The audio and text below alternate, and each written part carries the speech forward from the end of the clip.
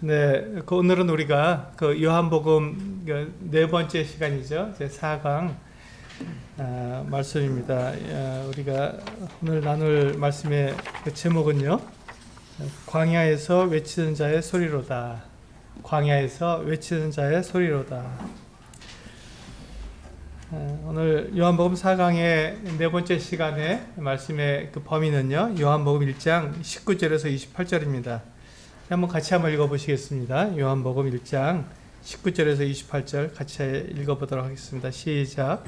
유대인들이 예루살렘에서 제사장들과 레위인들을 요한에게 보내어 내가 누구냐 물을 때 요한의 증언이 이러하니라. 요한이 드러내어 말하고 숨기지 아니하니 드러내어 하는 말이 나는 그리스도가 아니라 하는데 또 묻되 그러면 누구냐? 내가 엘리야냐? 이르되 나는 아니라. 또 묻되 내가 그 선지자냐? 대답하되 아니라. 또 말하되 누구냐? 우리를 보낸 이들에게 대답하게 하라. 너는 내게 대하여 무엇이라 하느냐? 이르되 나는 선지자 이사야의 말과 같이 주의 길을 곧게 하라고 광야에서 외치는 자의 소리로다 하니라. 그들은 바리새인들이 보낸 자라. 또 물어 이르되 내가 만일 그리스도도 아니요 엘리야도 아니요 그 선지자도 아닐진데 어찌하여 세례를 베푸느냐. 요한이 대답하되 나는 물로 세례를 베풀거니와 너희 가운데 너희가 알지 못하는 한 사람이 섰으니 곧 내 뒤에 오시는 그이라. 나는 그의 신발끈을 풀기도 감당하지 못하겠노라 하니라. 이 일은 요한이 세례 베풀던 곳 요단강 건너편 베다니에서 일어난 일이니라. 네, 오늘은 우리가 이 침례 요한에게 예루살렘에서 사람들이 와서 내가 누구냐고 묻는 이 같은 장면으로 시작이 됩니다. 요 앞에 우리가 앞에서 보았던 내용들은 요한복음의 서론이었죠. 우리 1장 1절부터 18절까지는 이 요한이 왜 이 복음서를 썼는지를 우리들에게 알게 해주는, 그 수신자들에게 알게 해주는 요한복음에 대한 서론이었습니다. 그리고 이제 19절부터 그 예수님을 소개하는 이 침례 요한을 우리들에게 보여주면서 침례 요한이 어떻게 예수님을 증거했는지 그 내용을 우리들에게 말해주고 있습니다.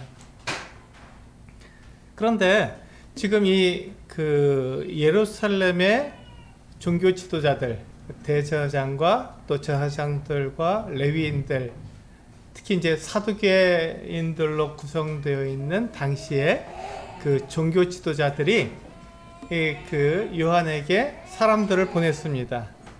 그래서 요한에게 물었습니다. 요한에게 물은 게 뭐죠? 내가 누구냐? 내가 누구냐 하는 말이었습니다. 내가 누구냐 하고 물었습니다. 그때 이 침례 요한이 이 자기에게 와서 묻는 사람들에게 대답한 말을 잘 보시면 대뜸 그렇게 말하죠. 나는 그리스도가 아니다 이렇게 말을 합니다. 나는 그리스도가 아니다. 왜 이렇게 말을 했을까요? 침례 요한이 지금 이 사람들이 와서 네가 그리스도냐 이렇게 묻지 않았는데 내가 누구냐고 물었을 뿐인데 요한은 지금 그 사람들에게 나는 그리스도가 아니다 이렇게 말을 하고 있습니다. 그 내용을 우리가 알려면 약간 배경을 아셔야 됩니다. 이 신약 성경이 기록된 배경을 좀 아셔야 되는데 이제 그걸 잠깐 제가 간략하게 말씀을 드리겠습니다. 이것을 우리가 보통 신약과 구약 사이에 있는 신구약 중간기의 역사다 이렇게 얘기합니다. 우리가 말라기 선지자, 구약의 마지막 선지자가 말라기죠. 말라기 이후에 약 400년 동안 하나님께서 선지자를 익히지 않으셨습니다. 그걸 침묵기라고 얘기하고 또 신구약 중간기라고 얘기합니다. 그리고 400년 후에 지금 침례 요한이 하나님의 부르심을 입어서 선지자로서 이스라엘 가운데 나타난 것이죠. 그러니까 그 중간에 400년이라고 하는 굉장히 긴 기간이죠. 우리나라 그 조선 왕조가 500년이었습니다. 그러니까 한 왕조가 일어나서 멸망하기까지의 비슷한 시간이 지금 이 400년 동안 하나님께서 잠잠하신 선지자를 일으키지 않으신 그와 같은 기간이었던 것을 우리가 알 수 있죠. 그 기간 동안에 우리는 그 신약과 구약 사이에서 일어난 성경에 기록되지 않은 신약과 구약의 중간에 있는 신구약 중간 역사, 그래서 신구약 중간기라고도 얘기하는데요. 이때 우리가 이제 알 수 있는 것은 네 개의 제국이 일어난 것을 알 수 있습니다. 물론 그 중간기가 아니라 이제 그 맨 처음에 바벨론이 먼저 일어났죠. 바벨론은 유대 그 나라를 바벨론으로 끌어간 그 같은 나라였습니다. 그러니까 이건 구약 시대에 지금 계속 기록된 거죠. 그러면서 예레미야 선지자가 너희가 바벨론에게 항복해라.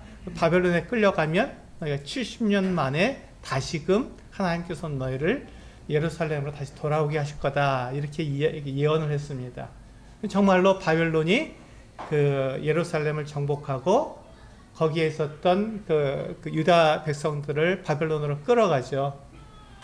그리고는 그 사이에 바벨론이 무너지고 페르시아 제국이 일어서게 됩니다. 바벨론 제국에서 페르시아 제국으로 넘어가게 되죠.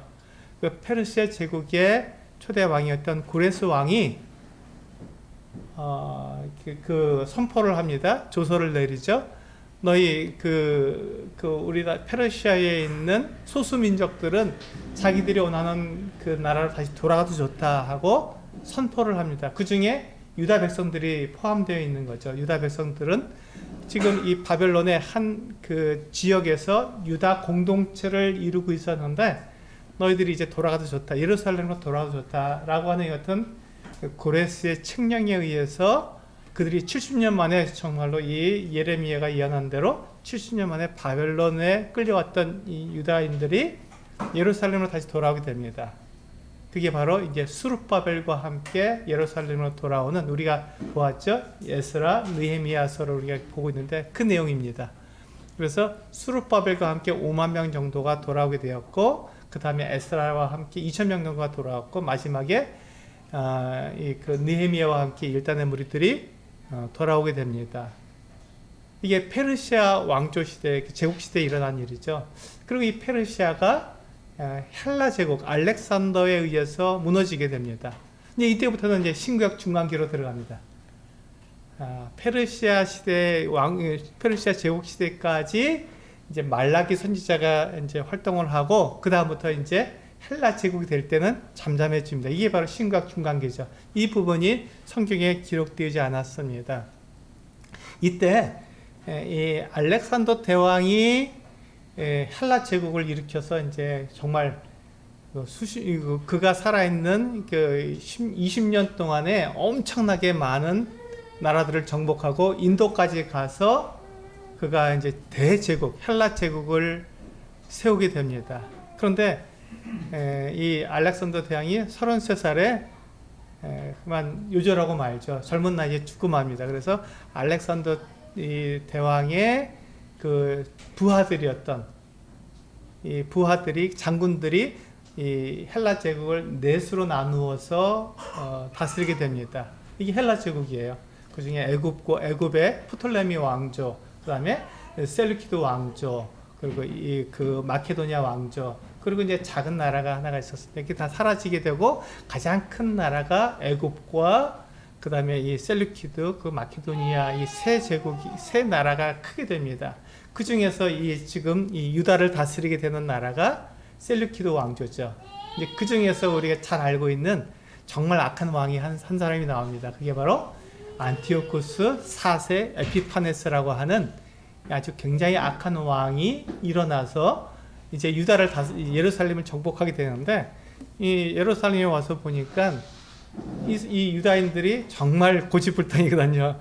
그 헬라 제국, 이 셀루키드 왕조에게 복종하지 않고 그들 나름대로의 그 신앙을 가지고 하나님을 섬기는 걸 볼 수 있습니다. 가만히 보니까 저 성전 때문에 그렇구나, 그들이 가지고 있는 율법 때문에 그렇구나 하는 것을 이 안티오쿠스 4세 에피파네스가 보고는 이 성전을 굉장히 더럽힙니다. 성전에서 이제 막 그 우상을 섬기기도 하고요. 거기에 그 돼지를 그 제사를 드리기도 하고 막 그래서 거기서 이제 그 성전에다가 그들 이 헬라 제국이 가지고 있는 헬라 문화, 그 그리스 로마 신화죠. 그 신화가 가지고 있는 대로 성전에서 이렇게 그 행음하는, 그러니까 그 성전녀들이라고 그러죠. 여자를 두어서 그들로 하여금 이게 성전에 왔을 때 남자들이 행음하게 만드는 이와 같은 일들을 자행합니다. 굉장히 그 유다인들로서는 감당할 수 없는, 그래서 이 안티오쿠스 4세 에피파네스에 대해서 굉장히 이를 갈게 됩니다. 저 왕이 우리 유다의 그 신앙을 완전히 무너뜨렸다 해서 굉장히 이를 갈게 되고, 그때 누가 나오게 되냐면 마따디아라고 하는 이 제사장이, 나이가 많은 제사장인데 이 사람이 일어납니다. 그래서 이 마따디아라고 하는 이 제사장이 그의 아들 5명과 함께 게릴라 작전을 펼치는 거예요. 이것을 우리가 쉽게 말하면 이 마카비 전쟁이라고 말합니다. 이 마카비라는 말은 망치라는 뜻인데요. 그 셀루키드 왕조로인 이 안티오쿠스 에피파네스에게 대항하는 게릴라처럼 막 굉장히 두들기는 그와 같은 일을 합니다. 근데 놀랍게도요, 이 마카비 이 자손들이, 마카비 가문이 이 큰 셀루키드 왕조에게 승리를 하는 거예요. 이겨버립니다. 그러니까 이 유대인들이 굉장히 큰 자부심을 느끼게 되죠. 그래서 이 마카비 그 사람들이 이 성전을 되찾고, 예루살렘을 되찾고 성전을 되찾아서 성전을 깨끗하게 하는 날이 성전 수전절입니다.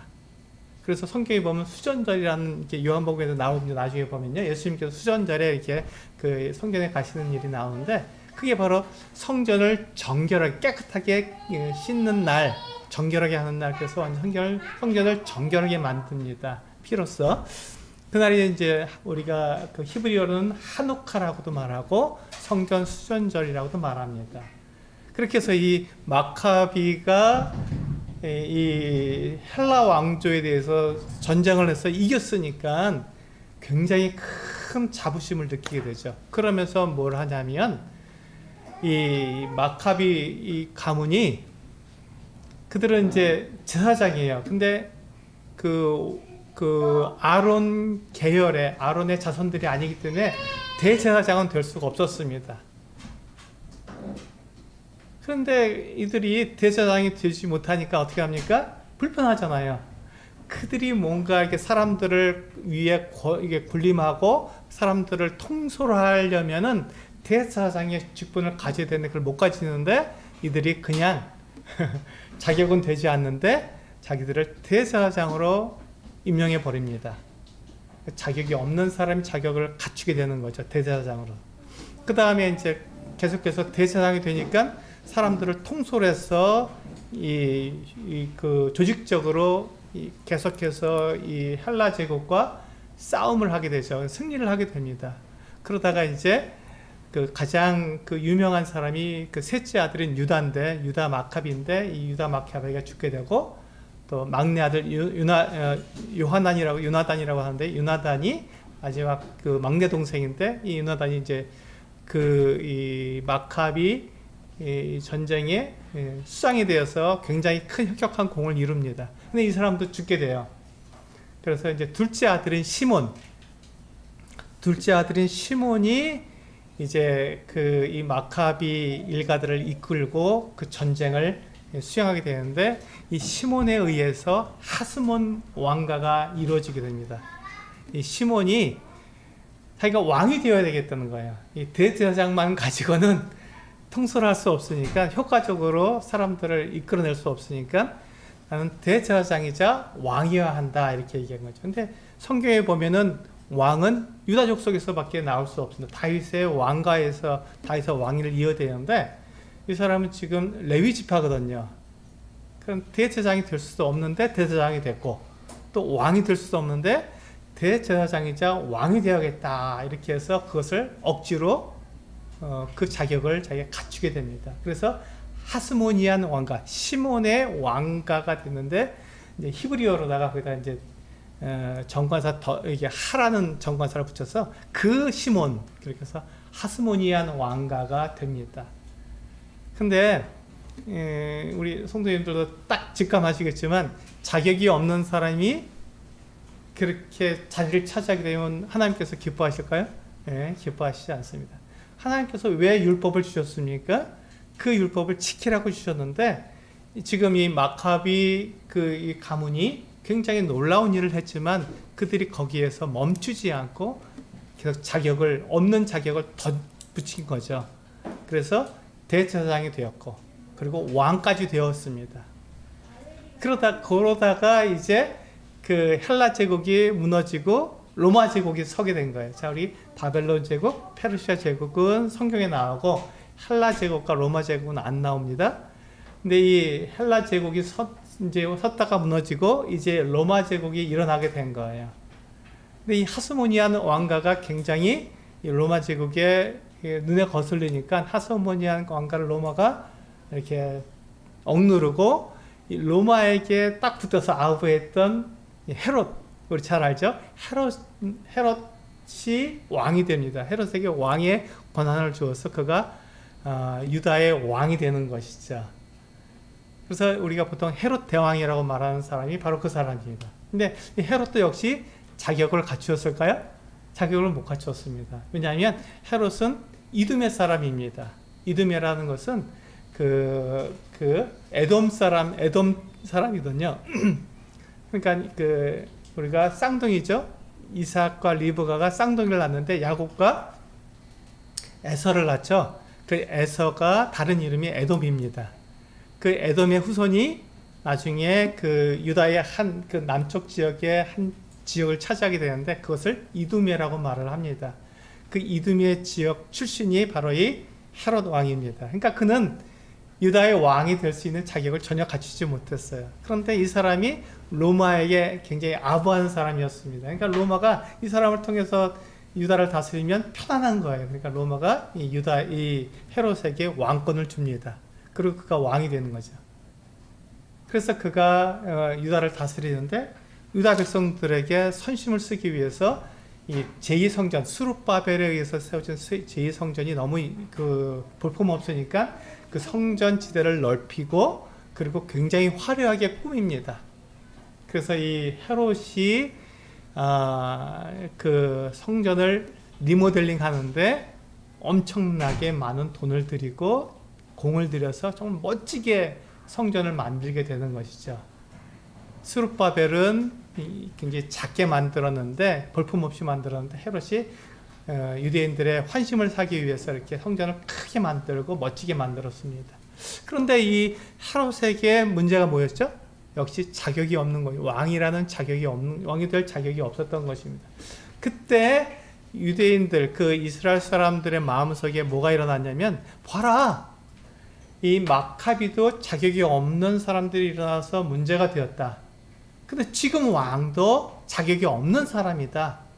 그러니 하나님께서 우리에게 약속해 주신 것은 다윗의 혈통을 이은 정확한 자격을 갖춘 그 같은 그리스도가 일어난다고 말씀하셨는데, 지금 로마가 우리를 다스리는 이때 그 메시아가 오실 때가 되지 않았느냐 하는 메시아 대망, 메시아를 기다리는, 메시아가 오실 것을 소망하는 그와 같은 이 마음이, 기대하는 마음이 유대인들의 마음속에 팽배하게 있었던 거예요. 그런데 그때 누가 나왔냐면 이 침례 요한이 일어난 것입니다. 이 하나님의 부르심을 받아서 하나님의 말씀을 전하는 이 침례 요한이 나타난 거예요. 그러니까 사람들이 볼 때, 침례 요한을 볼 때 뭐라고 생각할까요? 우와, 저 사람이야말로 하나님의 사람이다.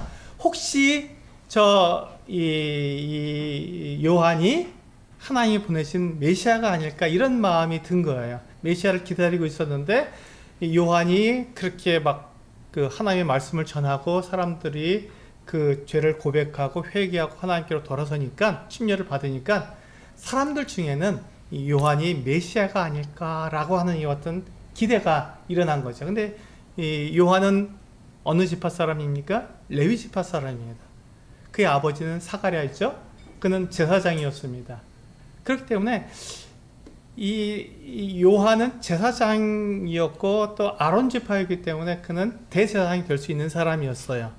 그런 자격이 있지만 그는 처음부터 광야에서 살았습니다. 그리고 메뚜기와 소총을 먹고 낙타 털로 된 옷을 입었습니다. 이것은 전형적인 선지자의 모습이었습니다. 전형적인 선지자의 모습이었어요. 그러니까 이 요한을 볼 때 참 이게 사람들이 헷갈린 거예요. 그의 하는 행동을 봤을 때는 메시아처럼 보였습니다. 너무너무 그들이 기다리던 메시아. 그런데 그는 메시아로서의 자격이 없는 거예요. 그러니까 사람들이 막 혼동된 것이죠. 그래서 그 예루살렘의 지도자들이 사람들을 보내서 네가 누구냐 하고 물어본 것입니다. 이 지도자들은 어떤 사람이었습니까? 하나님의 말씀을 가진 사람들이었어요. 사람들이 제물을 가져와서 제사를 드려서 그들로 하여금 죄상을 받게 하는 자격을 갖춘 사람들이고 제사장이며 대제사장이고 또 레위 지파 사람들이었습니다. 그러니까 그들에게는 전혀 자격에 문제가 되지 않았지만 그들에게 문제가 하나가 있었습니다. 그것은 뭐였냐면 그들이 가지고 있던 가치관이 문제가 있었습니다. 그들은 사람들을 하나님께로 인도해야 될 것 같은 직임을 가지고 있었는데 그들은 백성들을 하나님께로 돌아오도록 그렇게 하지 못하고 어떤 일을 했냐면 자기들을 향하도록 만든 거예요. 자기들이 제사장이고 또 대제사장이고 레위 지파니까 너희들은 우리에게 그 돈을 내라, 이 짐승을 바꿔라, 돈을 환전해라. 그러면서 그들은 막대한 이득을 취하고 있었습니다. 그러니까 이 지금 종교 지도자들의 마음 속에서 그들의 가치관은 굉장히 세속적이었던 것이죠.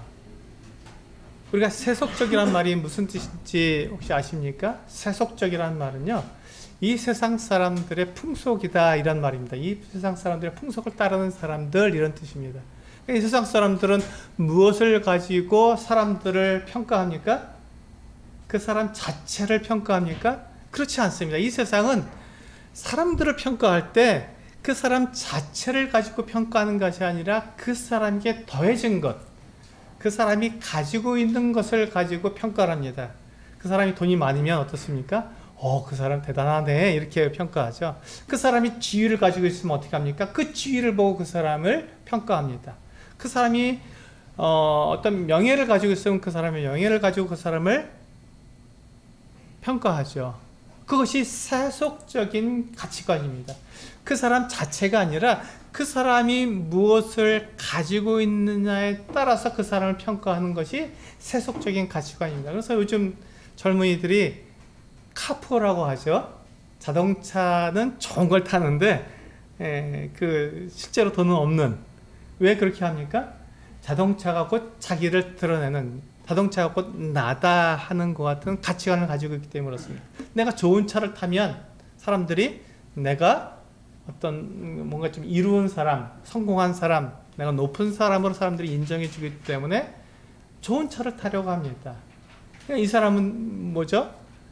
자기 자신 자체로 사람들에게 평가를 받기 원합니까? 아니면 자기가 가진 것으로 평가를 받으려고 합니까? 그냥 가진 것으로, 더해진 것으로 평가를 받으려고 합니다. 이게 세속적인 가치관입니다. 그러면 우리가 세속적인 가치관이 아니라 하나님이 보시는 영적 가치관은 무엇입니까? 그 사람에게 더해진 것이 아니라 그 사람이 누구냐 하는 것이죠. 그 사람이 실제로 누구냐 하는 것이 영적 가치관입니다. 그래서 지금 요한에게 사람들이 와서 묻습니다. 내가 누구냐 하고 물었습니다. 그 사람들이 요한에게 요구한 것은 무엇입니까? 네가 어떤 권위를 가지고 있느냐, 네가 무엇을 가지고 있느냐 하는 이게 더하기 평가를 지금 하고 있는 거예요. 네가 가지고 있는 게 뭐냐? 너 자신은 지금 이 사람들이 요한이 그 제사장 사가랴의 아들이라는 것을 모르지 않았습니다. 잘 알고 있었어요. 그의 이름이 요한이라는 것도 잘 알았고 그가 무엇을 하고 있는지 잘 알았습니다. 그럼에도 불구하고 이 사람들이 와서 네가 누구냐, 당신이 누구요? 하고 물어본 것은 그 사람이 지금 가지고 있는 것이 무엇이냐고 묻는 거예요. 그 사람들이 가지고 있는 세속적인 가치관대로 너 뭘 갖고 있니? 하고 물은 거예요. 근데 요한이 뭐라고 말합니까? 나는 그리스도가 아니다 라고 말하는 거예요. 요한은 지금 빼기 고백을 하고 있는 것입니다. 이 사람들은 와서 더하기로 네가 뭘 더 갖고 있느냐고 더하기로 물었는데 요한은 나는 아니요 라고, 나는 그리스도가 아니요 하고 빼버렸습니다. 자기에게 더해진 것을 다 빼버렸습니다. 그럼 네가 엘리야냐? 엘리야가 아닙니다 하고 또 빼버렸어요. 그러니까 이 사람들이 무슨 네가 그러면 그 선지자냐? 모세가 그렇게 말했거든요. 모세가 나와 같은 선지자를 일으킬 것이다 했는데 그럼 그 선지자냐? 하고 물었습니다. 뭐라고 말합니까? 나는 그 선지자도 아닙니다 하고 계속 빼버린 거죠. 사람들은 요한에게 더하려고 합니다. 그때 요한은 계속해서 그것을 빼버리는 거예요. 나는 그런 사람 아닙니다. 나는 요한입니다. 그냥 난 요한일 뿐입니다 라고 그는 빼기로 고백한 것이죠. 이게 지금 요한과 그 예루살렘 종교 지도자들에게서 보냄을 받은 사람들의 가치관의 차이죠. 지금 오늘 우리가 요한이 고백한 대로 광야에서 외치는 자의 소리라고 하는 것은 요한이 바로 고백한 이 빼기 고백을 우리가 보는 것입니다. 세상은 세속적인 가치관은 자꾸 나에게 더하라고 얘기하는데 난 이런 사람이야, 내가 가지고 있는 것이 이거야, 이렇게 그것을 가지고 나를 드러내고 나를 자랑하라고 이야기하지만 하나님은 우리들에게 네가 가지고 있는 것 그거 무슨 소용이 있니? 그거 아무것도 아니야. 그걸 빼버리렴. 그리고 네 자신이 누군지를 한번 얘기해봐라. 이렇게 이야기하는 거죠. 그때 요한은 뭐라고 말합니까? 나는 그리스도도 아니요, 나는 엘리야도 아니요, 나는 그 선지자도 아닙니다. 나에게 더해진 것을 다 빼십시오. 당신들이 나를 볼 때 나 자체를 보시길 바랍니다 하고 이야기한 것입니다. 그래서 우리 마가복음 1장 4절과 5절 주보에 있는 말씀 한번 보실까요? 같이 읽어보시겠습니다. 마가복음 1장 4절과 5절 같이 읽겠습니다. 시작. 세례 요한이 광야에 이르러 죄사함을 받게 하는 회개의 세례를 전파하니 온 유대 지방과 예루살렘 사람이 다 나아가 자기 죄를 자복하고 요단강에서 그에게 세례를 받더라. 여기 보시면 지금 이 요한이 무엇을 하고 있습니까? 요한이 하고 있는 것은 회개의 세례를 사람들에게 나타내고 있는 거예요. 자, 지금 요한이 하고 있는 것은 지금 사람들에게 죄사함을 얻게 하는, 죄사함을 받게 하는 회개의 세례를 지금 사람들에게 전하고 있습니다. 한번 생각해 보세요. 이게 좀 이상하지 않습니까? 정말 이상한 일입니다. 왜냐하면 유다 백성들이 죄사함을 얻기 위해서는 무슨 일을 해야 되죠? 그들이 제물을 가지고 성전에 가서 그들이 제사를 드리면 하나님께서 그들의 죄를 용서해 주시는 죄사함을 얻는 방법이 있는 거예요. 지금 현재 성전이 예루살렘에 잘 서 있습니다. 하롯이 이렇게 아름답게 꾸민 그 성전이, 멋진 성전이, 그리고 거기에는 대제사장과 제사장과 레위인들이 그들의 임무를 잘하고 있어요. 그래서 그들은 여전히 제물을 가지고 예루살렘 그 성전에 가서 제사를 드리고 있습니다. 그런데 지금 이 요한이 무슨 일을 하고 있냐면 죄 사함을 얻게 하는 회개의 침례를 지금 그 사람들에게 베풀고 있는 거예요. 그럼 무슨 말입니까? 이 유다 백성들이 성전에 가서 하는 일은 무엇입니까? 죄 사함을 얻지 못한다는 거예요. 그들이 제물을 가지고 제사를 여전히 드리지만 그들이 하나님께로 돌이키지 못하고 있다는 것이죠. 예루살렘의 이 종교 지도자들은 그 유다 백성들을 여전히 그들이 제물을 받아서 제사를 드리고 있지만 그것은 어떤 제사였습니까? 하나님께로 향하지 못하게 만드는, 그저 그냥 종교적인 행사에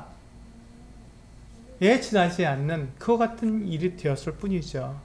사람들이 하나님께 제물을 바치고 제사를 드리지만 여전히 이 죄에 대한 문제가 그들에게 남아 있었던 거예요. 죄책감이 그들에게 여전히 남아 있었던 거예요. 그런데 그때 요한이 요단강에서 일어서서 그들에게 외칩니다. 너희들이 얼마나 죄를 지었는지 살펴보라 하고 그들에게 죄를 지적합니다. 그때 그들이 마음에 찔림을 받는 거예요. 그 요한에게 말씀을 들어보니까 그들이 잘못하고 있는 것이 낱낱이 드러나는 거예요. 그 요한이 말을 합니다. 이제 회개하라. 너희들이 죄를 자백하고 돌이켜라. 하나님께로 돌아가자. 하고 그가 이 유다 백성들에게 그렇게 선포하고 있습니다. 그 얘기를 들은 이 유다 백성들이 이제 그들이 우리가 성전에서 제물을 드리고 제사를 드리지만 그게 아무 소용이 없는 그저 그냥 종교적인 행사에 지나지 않는구나. 정말로 우리가 하나님께로 돌아가야 되는구나 하는 것을 그들이 깨달았습니다. 그리고는 요한이 뭐라고 말하죠? 너희가 회개한 그 증거로 침례를 받아라. 그러니까 그들이 요한에게 나와서 침례를 받는 것입니다. 하나님께서 이 유대인들에게 약속해 주신 것은 그들이 죄를 지었을 때 제물을 가지고 나와서 제물을 죽여서 그들 대신 그 죄를 용서받는 그 같은 제사를 하나님께 드리도록 그렇게 말씀하셨어요. 근데 그들은 그 일을 여전히 하고 있었지만 그것을 통해서 그들이 죄사함을 누리지 못했던 거예요. 그때 요한이 와서 죄사함을 받게 하는 회개의 침례를 베풀었던 것이죠. 그때 이 유다 백성들은 이 요한의 말을 듣고 진정으로 하나님께로 돌아서는, 하나님께로 향하는 이 놀라운 회개의 침례를 그들이 받았던 것입니다. 그러니 이 요한을 볼 때, 사람들이 볼 때, 야, 이 요한은 정말 대단한 사람이야. 이가 그 예루살렘 그 성전에서 하는 것이 아니었어요. 유다 광야에서 했습니다. 그러니까 거긴 사람들이 살고 있지 않아요. 그런데 이 요한의 침례를 받기 위해서 사람들이 줄을 서서 찾아오는 거예요. 그 정도로 요한의 이와 같은 메시지가 강력했습니다. 왜 그렇죠? 하나님의 말씀을 전했기 때문입니다. 그런 글을 볼 때 사람들이, 종교 지도자들이 볼 때 그에게 더하기를 하고 싶었던 거죠. 네가 그런 권세를 가지고 있고 그렇게 사람들에게 죄를 지적하고 회개하라 그러고 침례를 주는 거 보니까 당신에게는 놀라운 권위가 있는 것 같습니다 하고 요한에게 막 권위를 덧붙이고 그에게 놀라운 그 더 큰 요한이 아닌 요한에게 막 더하기를 하고 있었던 것이죠. 근데 요한은 아닙니다 하고 그리스도도 아니요 엘리야도 아니요 나는 그 선지자도 아닙니다 하고 자꾸 빼던 것입니다. 이 고백이 바로 나는 광야에서 외치는 자의 소리일 뿐입니다 라고 고백한 요한의 고백이었던 것입니다. 지금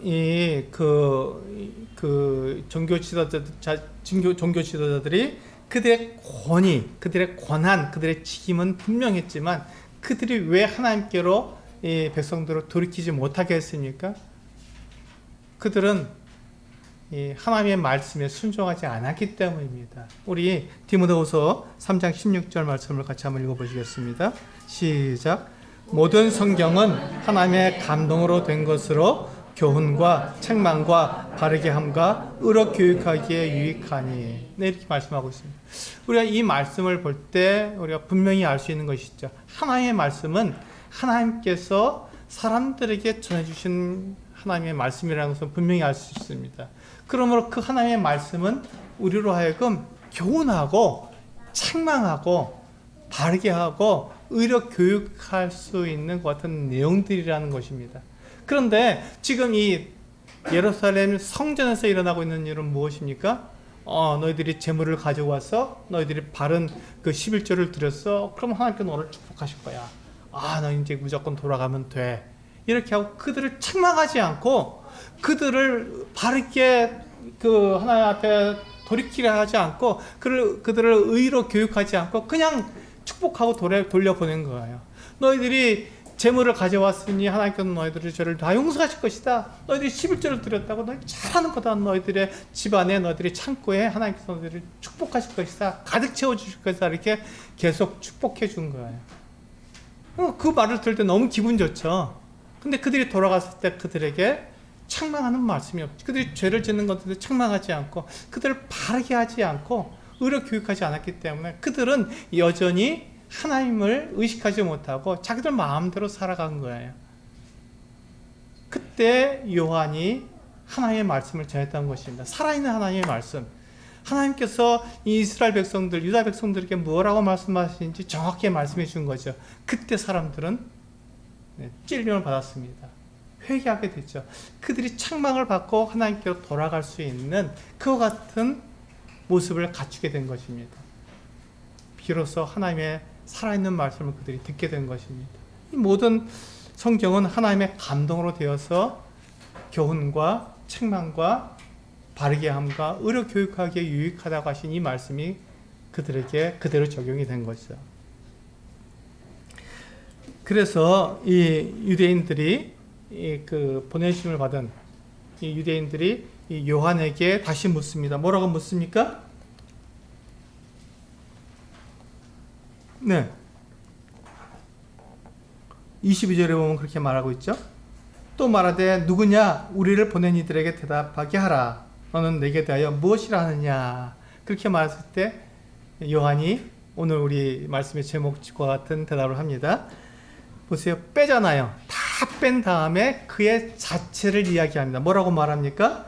23절에 이르되 나는 선지자 이사야 말과 같이 주의 길을 곧게 하라고 광야에서 외치는 자의 소리로다. 나는 하나님께서 나를 보내셔서 나는 그냥 하나님의 말씀을 전할 뿐입니다. 나는 그 이상도 그 이하도 아닙니다. 라고 정확하게 사실대로 고백한 것 뿐이에요. 요한은 자기 자신에 대해서 무엇을 덧붙이지 않았습니다. 사람들이 그에게 덧붙여준 혹시 메시아가 아닐까? 혹시 엘리야가 아닐까? 혹시 그 선지자가 아닐까? 하는 이 덧붙여준 것을 다 빼버렸습니다. 그러니까 그는 하나님 앞에서 그 자신, 그 자체로 평가받을 수 있게 됐죠. 그는 뭐라고 말하니까 나는 아무것도 아닙니다. 하나님께서 나를 보내셔서 주의 길을 곧게 하라고 나를 보내셨고 그래서 나는 광야에서 그냥 외치는 자의 소리에 불과합니다. 그런 나를 하나님께서 사용해 주시는 것 그것이 은혜지요 라고 고백한 것입니다. 여기 보세요. 우리 그 뒤에 보시면 요한복음 1장 33절에서 보시면 우리 뒤에 나올 건데요. 다음에 할 건데 한번 미리 보시겠습니다. 요한복음 1장 33절 같이 읽어보시겠습니다. 시작. 나도 그를 알지 못하였으나 나를 보내어 물로 세례를 베풀라 하신 그이가 나에게 말씀하시되 성령이 내려서 누구 위에든지 머무는 것을 보거든 그가 곧 성령으로 세례를 베푸는 이인 줄 알라 하셨기에. 여기 보시면 이 뒤에 것은 우리가 다음에 보게 될 것이니까 그 앞에 것만 먼저 보겠습니다. 앞에 걸 보시면 나도 그를 알지 못했으나 나를 보내어 물로 세례를 베풀라 하신 그이. 하나님께서 이 요한에게 가서 물로 세례를 베풀라고 하신 거예요. 요한은 자기 스스로 내가 이제 사람들에게 세례를 베풀어야지, 사람들에게 회개하게 해야지 이래서 요한은 그 일을 한 게 아니라 하나님께서 요한을 보내어서 그러하여금 사람들을 회개하게 하고 그 회개의 증거로 침례를 베푼 것입니다. 요한이 한 일은 요한이 권해낸 것이 아니라 요한이 그렇게 하면 자기가 되겠지라고 생각한 것이 아니라 하나님께서 요한에게 말씀하신 그대로 순종한 것입니다. 그러니까 요한은 자기가 그렇게 말할 수 있었죠. 나는 광야에서 외치는 자의 소리일 뿐입니다 라고 고백할 수 있었던 거예요. 요한이 지금 침례를 주는 것은 요한에게서 난 것입니까? 그렇지 않다는 거예요. 하나님께서 그에게 말씀하신 것을 그는 그대로 순종한 것 뿐이니까 아무것도 아니라는 거죠. 나는 아무것도 아닙니다 라고 고백할 수밖에 없었던 것입니다. 그래서 요한복음 1장 25절 있는 말씀을 같이 한번 읽어보시겠습니다. 이게 굉장히 중요하죠. 사람들이 묻습니다. 1장 25절 같이 읽겠습니다. 시작. 또 물어 이르되 내가 만일 그리스도도 아니요 엘리야도 아니요 그 선지자도 아닐진데 어찌하여 침례를 베푸느냐? 어찌하여 침례를 베푸느냐? 묻습니다. 사람들은 계속해서 이 요한에게 무엇을 요구합니까? 네가 가진 더해진 것이 무엇이냐? 너 자신 말고. 지금 요한은 계속해서 빼서 자기 자신 그 자체를 이야기하고 있는데, 사람들은 너에게 더해진 게 뭐냐? 네가 지금 침례를 베푸는 그 권위가 누구에서 난 거냐 하고 묻습니다. 그때 요한은 뭐라고 얘기합니까? 나는 아무것도 아닙니다. 다만 하나님께서 나에게 말씀하신 것을 나는 그냥 순종할 뿐입니다. 라고 고백하는 것이죠. 요한은 자기를 드러내지 않았습니다. 그런데 놀랍게도요, 요한이 이렇게 자기를 빼니까 하나님께서 요한을 어떻게 만드셨습니까? 그에게 더해 주셨습니다. 보라, 여자가 낳은 자 중에 요한보다 더 큰 이가 없다라고 예수님께서 말씀해 주셨잖아요. 이건 정말 놀라운 일입니다. 이렇게 큰 이 권위를 받을 수 있는 게 요한이잖아요. 요한은 자기 자신에 대해서 나는 광야에서 외치는 자의 소리일 뿐입니다 라고 말했지만, 예수님은 요한에게 여자가 낳은 자 중에 가장 큰 자다라고 그를 높여주셨습니다.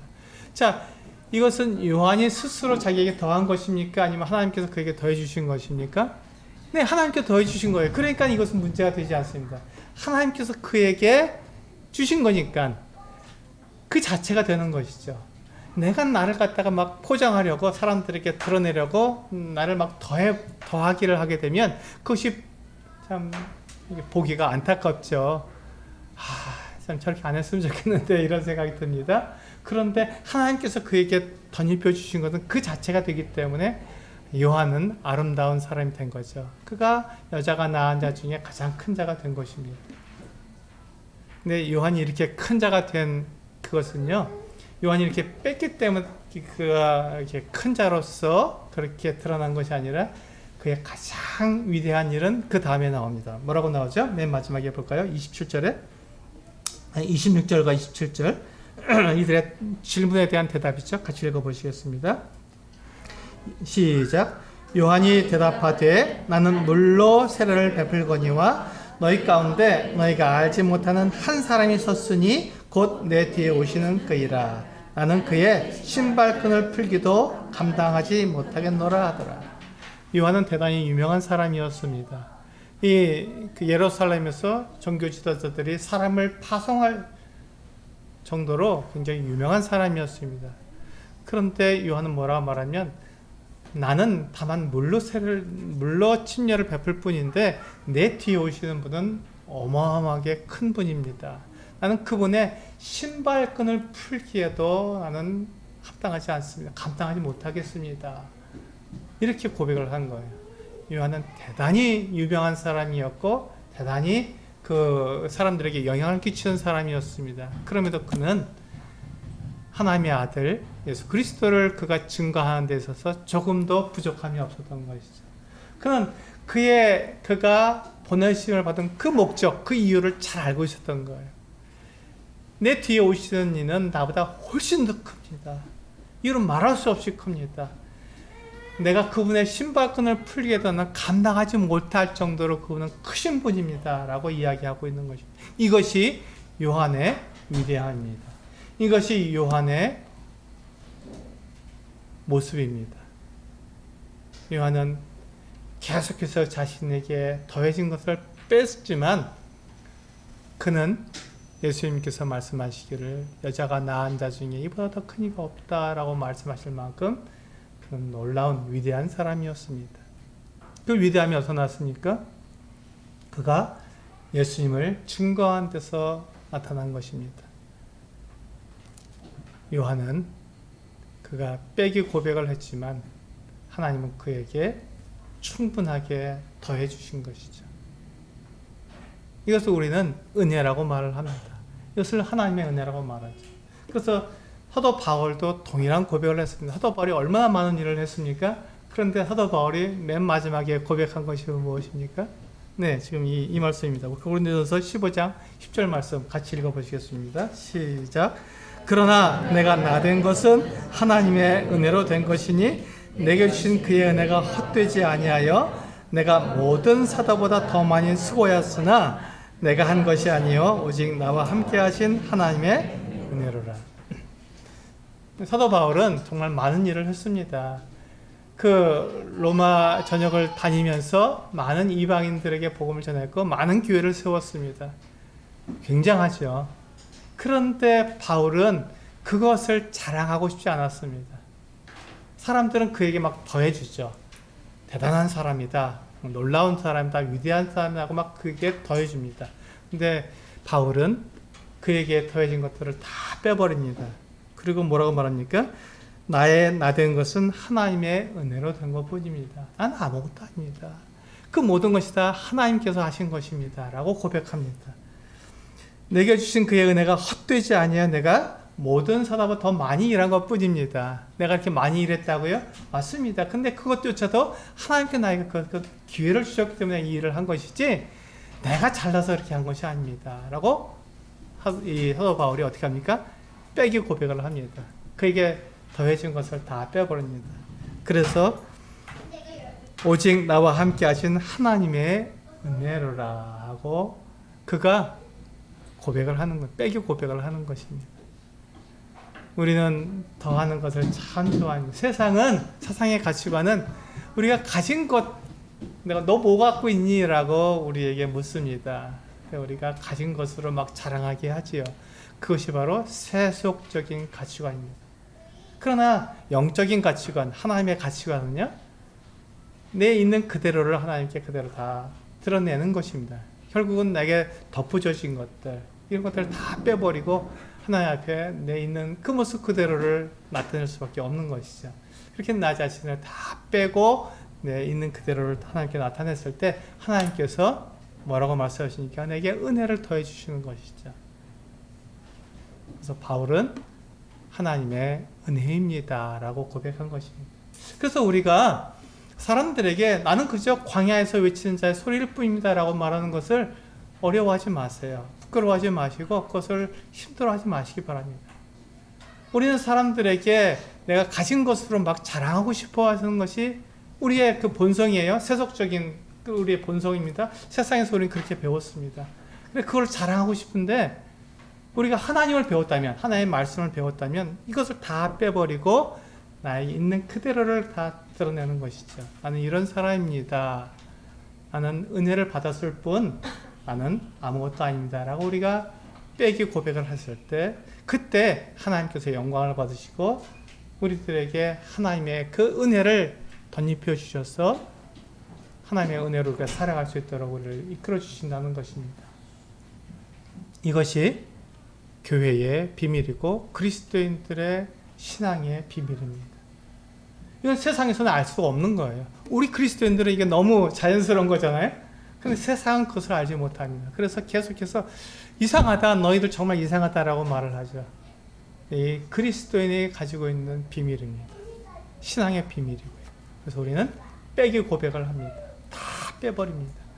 그런데 놀랍게도 우리가 뺐지만 하나님 앞에서 우리가 놀라운 은혜를 고백하게 되는 모든 것을 가진 그와 같은 것을 고백하게 되는 것이죠. 우리 세상의 어떤 세속적인 가치관을 믿음으로 승리하는 우리 성도님들 되시기를 기도합니다. 기도하시겠습니다.